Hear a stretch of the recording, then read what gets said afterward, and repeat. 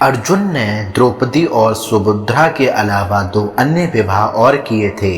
एक नाग कन्या उलूपी से, जिससे कि पुत्र अरावन पैदा हुआ था, जिसने महाभारत युद्ध में अपनी स्वैच्छिक बलि दी थी, तथा दूसरा विवाह किया था मणिपुर की राजकुमारी चित्रांगदा से, जिससे कि पुत्र बुब्रवाहन पैदा हुआ था। एक दिन जब चित्रसेन अर्जुन को संगीत और नृत्य की शिक्षा दे रहे थे, वहां पर इंद्र की अप्सरा उर्वशी आई और अर्जुन पर मोहित हो गई। अवसर पाकर अब उर्वशी ने अर्जुन से कहा, हे अर्जुन, आपको देखकर मेरी काम वासना जागृत हो गई है, अतः आप कृपया मेरे साथ विहार करके मेरी काम वासना को शांत करें।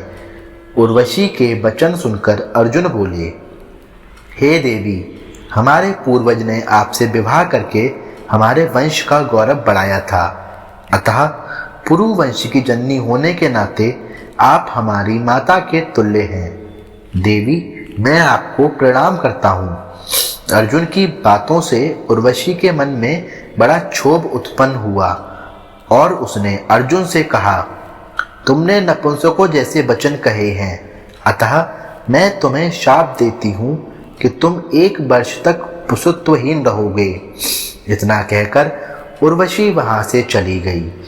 जब इंद्र को इस घटना के विषय में ज्ञात हुआ तो वे अर्जुन से बोले, वत्स, तुमने जो व्यवहार किया है वह तुम्हारे योग्य ही था। उर्वशी का यह शाप भी भगवान की इच्छा थी। यह शाप तुम्हारे अज्ञातवास के समय काम आएगा।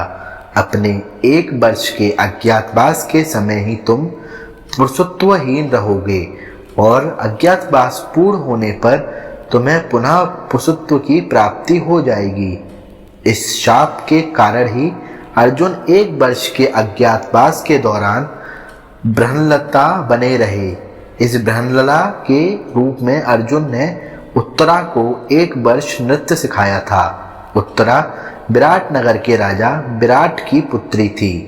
अज्ञातवास के बाद उत्तरा का विवाह अर्जुन के पुत्र अभिमन्यु से